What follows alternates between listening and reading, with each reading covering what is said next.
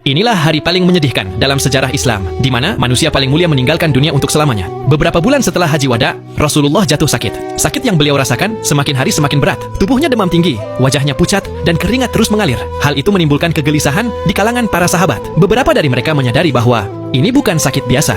Hingga akhirnya, pada hari Senin di bulan Rabiul Awal, tahun 11 Hijriah, tiba-tiba terdengar seseorang memberi salam dari balik pintu, meminta izin untuk masuk. Siti Fatimah menolaknya untuk masuk dengan lembut, karena Rasulullah sedang sakit. Ia kembali ke sisi ayahnya. Rasulullah pun bertanya, "Siapakah itu, wahai anakku?" Siti Fatimah menjawab bahwa ia tidak mengenalnya. Rasulullah kemudian memandang putrinya dengan penuh makna, lalu berkata, "Ketahuilah, dialah malaikat maut." Mendengar itu, Siti Fatimah tak kuasa menahan tangisnya.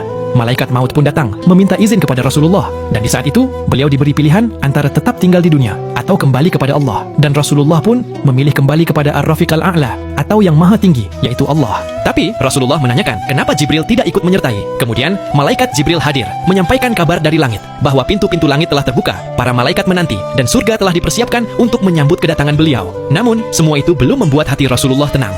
"Tidakkah engkau senang dengan kabar ini?" tanya Jibril. Di saat-saat terakhirnya, yang beliau pikirkan bukanlah dirinya. Dengan suara lemah beliau bertanya, "Bagaimana nasib umatku kelak?" Malaikat Jibril pun menenangkan, menyampaikan kabar bahwa Allah tidak akan menyia-nyiakan umat beliau. Detik-detik terakhir semakin dekat, malaikat Israel mulai menjalankan tugasnya. Perlahan ruh Rasulullah ditarik. Tampak seluruh tubuh Rasulullah bersimbah peluh. Urat-urat lehernya menegang. "Jibril, betapa sakit sakaratul maut ini." Rintihan lirih terdengar dari Rasulullah. Malaikat Jibril berpaling, tak sanggup menyaksikan. Rasulullah pun bertanya dengan suara lemah, "Jijikkah kau melihatku, hingga kau palingkan wajahmu, wahai Jibril?"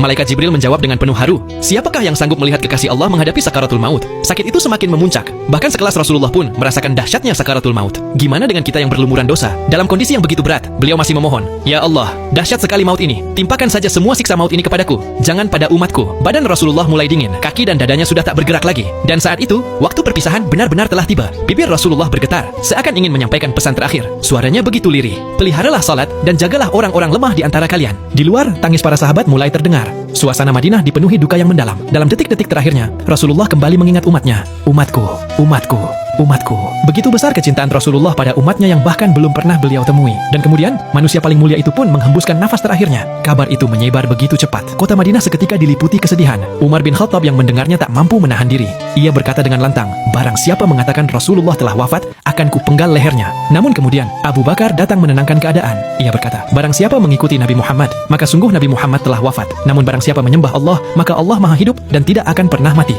Dari situlah Umar tersadar, tubuhnya lemas hingga jatuh bersimpuh, dan lalu menangis sejadi-jadinya. Hari itu, seluruh umat Islam kehilangan sosok manusia terbaik yang pernah ada. Namun cinta beliau kepada umat ini tak pernah terputus, bahkan hingga akhir hayatnya. Allahumma sholli ala Sayyidina Muhammad. Semoga salawat dan salam selalu tercurah kepada baginda Rasulullah Shallallahu Alaihi Wasallam.